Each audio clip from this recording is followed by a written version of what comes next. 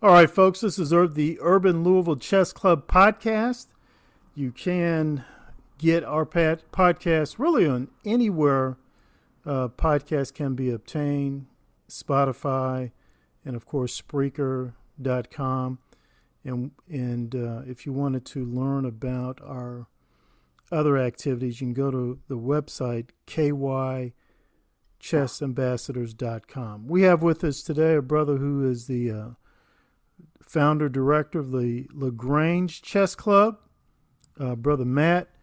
We've had the good fortune, we being the Urban Louisville Chess Club, of going to several of his tournaments, and we've always enjoyed each one. And he recently was in Louisville, and he directed a tournament for us, and it was really nice. And he will be doing another one for us this November, and we hope that we continue to have this good relationship with him. He's really helped us to build the chess community here in Louisville, Kentucky.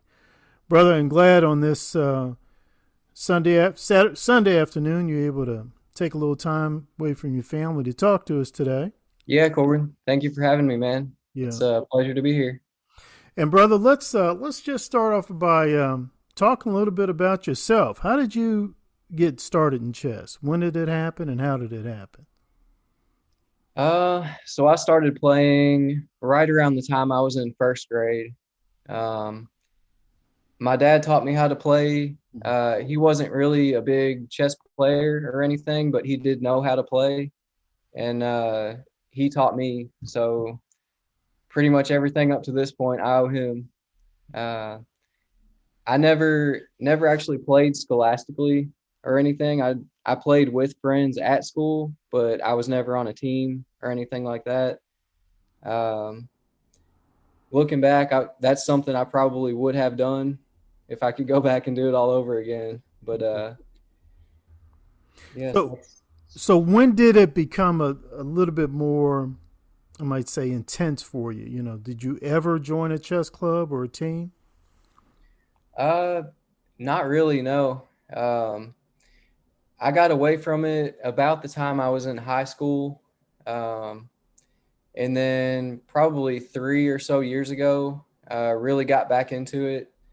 Um, Started playing a lot online, mostly. Mm-hmm.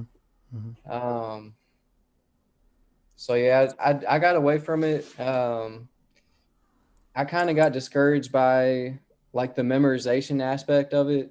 Mm-hmm. It started to seem like if you couldn't memorize as much as everyone else, then you wouldn't be able to compete. You know what I mean? Okay.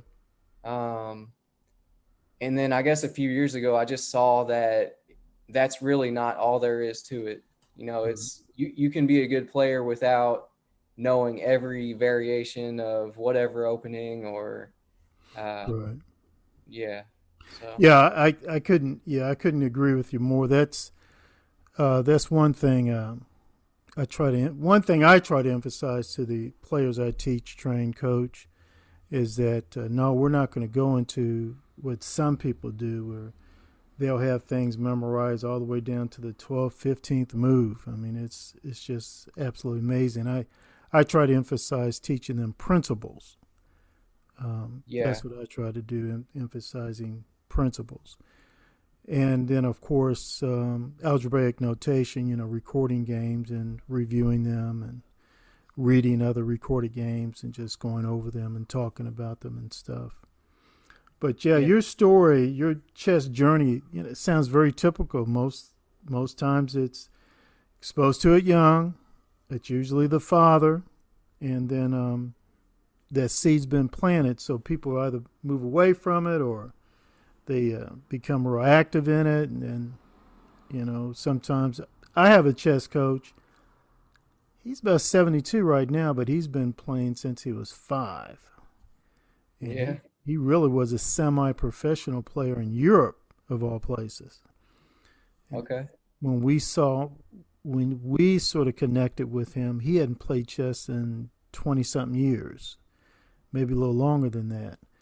And it's just amazing how, at least for him, it just sort of like all came back. The enthusiasm for it and telling us different stories and all. Just something about chess, man. Once you get into it, that's it. Once you've been introduced to it, that's it. It's just there. It just sticks with you. But Yeah. you eventually became, obviously, a certified tournament director. At least you're certified to do tournaments up to so many people. What motivated you to do that? I guess that came about really out of necessity. Mm-hmm. I started this club about a year ago, October of last year, 2020. And there was just really nothing going on with chess at that time. Obviously, the pandemic had a lot to do with it. Yeah. Uh, but I wanted to be able uh, to play rated games and earn a rating.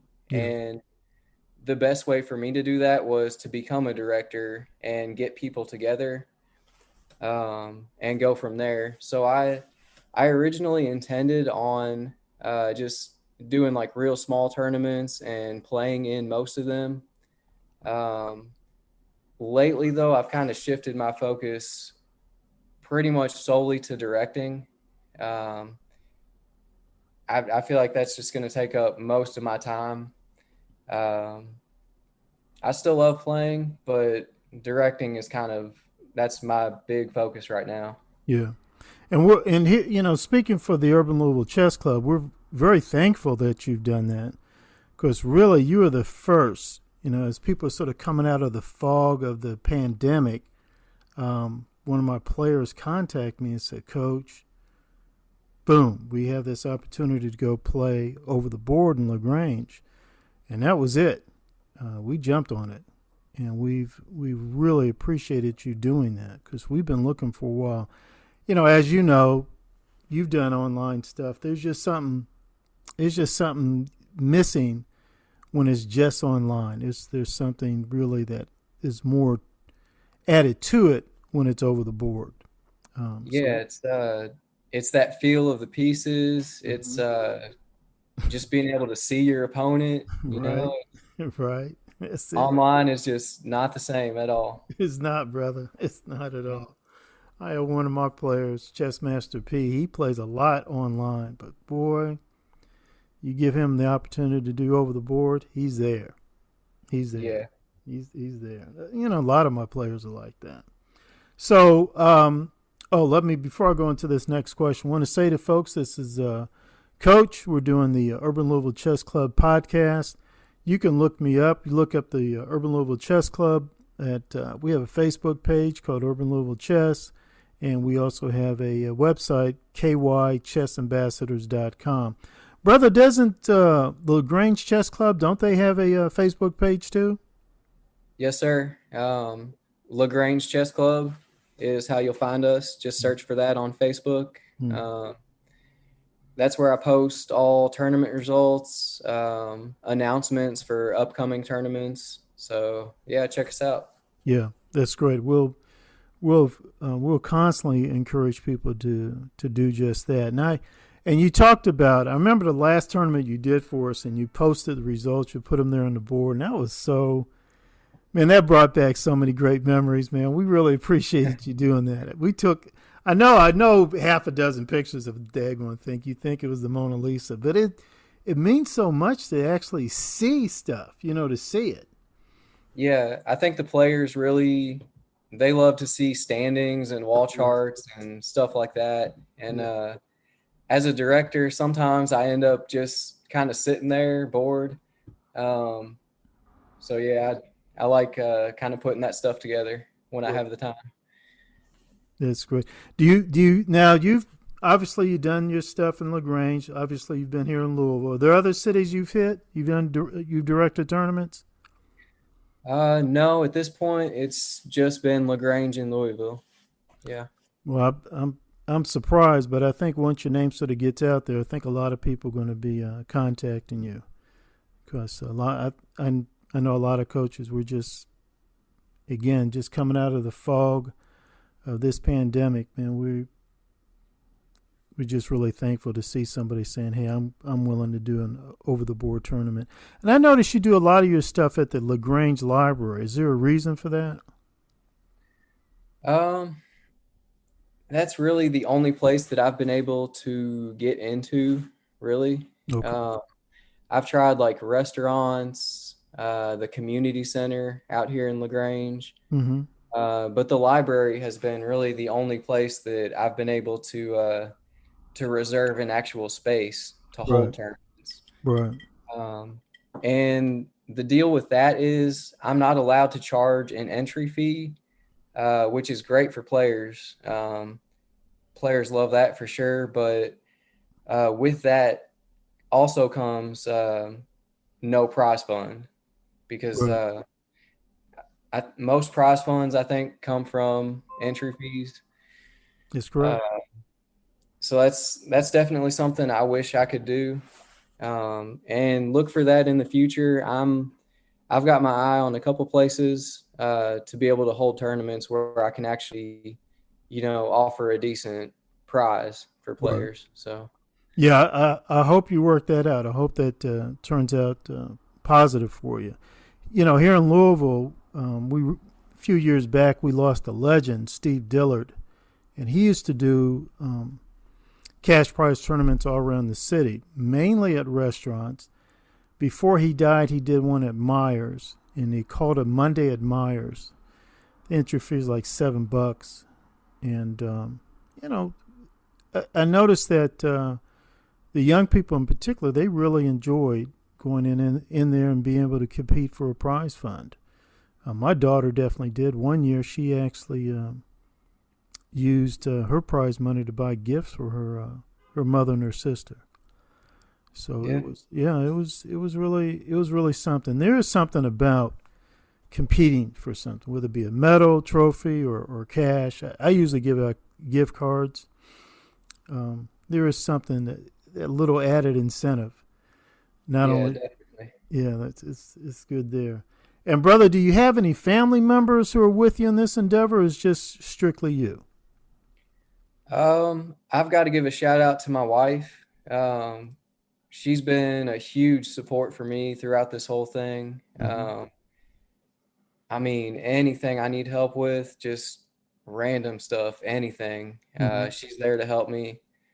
So I've got to give a shout out to her. Um, Does she play? she does. Yeah. Oh, okay, all right. And she Yeah. have a national ranking? She does. I Okay. I believe she's still provisional. She's almost at that so it's 25 games is Right. where you get that established rating, and she's almost there. Wow. Okay. Yeah. Well, brother, this you'll be doing a tournament for us this November 13, and immediately after that, I'm doing a workshop where I'm trying to get people to come together and just talk about how we can get more girls and women involved in the Kentucky chess scene. Get them involved not only as players but as certified coaches and as tournament directors and things like that. Because as you know, there's that attrition rate. As a lot of times, as young people as they get older, there's an attrition rate, but the attrition rate for girls is much higher than it is for boys, and Yeah. so then it sort of creates this really odd imbalance where 80-85% of players across the nation are males. Um, so I know the United States Chess Federation, they're trying to see what they can do to sort of reverse that, to get more women involved and to keep more women involved. Jennifer Shahada has been a real real leader on that question, and we're trying to do our part in addressing that question too in Louisville. And after the November 13th tournament, I'm trying to get people to come together and talk about specific practical things we can do to get more ladies involved and to keep them involved.